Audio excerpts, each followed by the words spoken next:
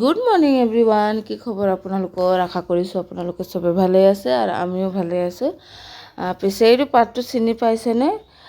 এইটো পাতটো হ'ল কাৰি পাত্তা। চিনি পাই হ'লেও কৈ দিছোঁ আৰু ৰাতিৰ মানে কিয় আনিছোঁ মই জানেনে? ৰাতিৰ ভাত অকণমান এয়া চাওকচোন, ইমান ভাত এনেই পেলাই দিয়াটো নহয় পেলাই দিব বেয়া লাগে হয় নাই? সেইকাৰণে মই ভাবিছোঁ ৰাতিপুৱা নাস্তাৰ কাৰণে বনাই লওঁ, হৈ যাব আমাৰ দুটাহে, মই আৰু সবিতা। সেইকাৰণে ভাতখন অকণমান তেল চেল দি কাৰি পাত্তা দি ভাজি মেলি চাহৰ লগত খাব ভাল লাগে।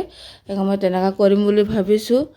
আপোনালোকে খাই ভাল পায় নে নাপায় বাৰু মই নাজানো, কিন্তু আমি এইবোৰ খাই ভাল পাওঁ। তো সেইকাৰণে মই পিঁয়াজ চিয়াজ জলকীয়া দি অকণমান একো চটপটা নকওঁ, ৰাতিপুৱা নাস্তাহে, এইটো চটপটা নহয় আৰু। কিন্তু তেলটো অলপ সৰহকৈ দি দিছোঁ। তেলটো নহ'লে আকৌ ভাতটো খায়ো ভাল নালাগে নহয়। আৰু বেছি এইফালে বেছি তেল চেল খালেও কি হয় আপোনালোকে জানেই। সেইকাৰণে মই তাৰ আগতে খাই লৈছোঁ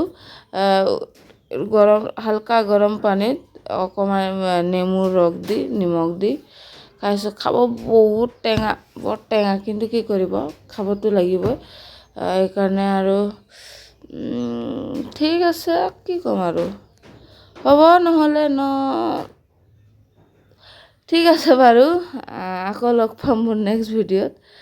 আৰু আপোনালোকে মোৰ ভিডিঅ'টো চাই স্কিপ নকৰিব, লাইক কমেণ্ট ছাবস্ক্ৰাইব কৰি দিব আৰু ছাপোৰ্ট কৰিব। Bye bye.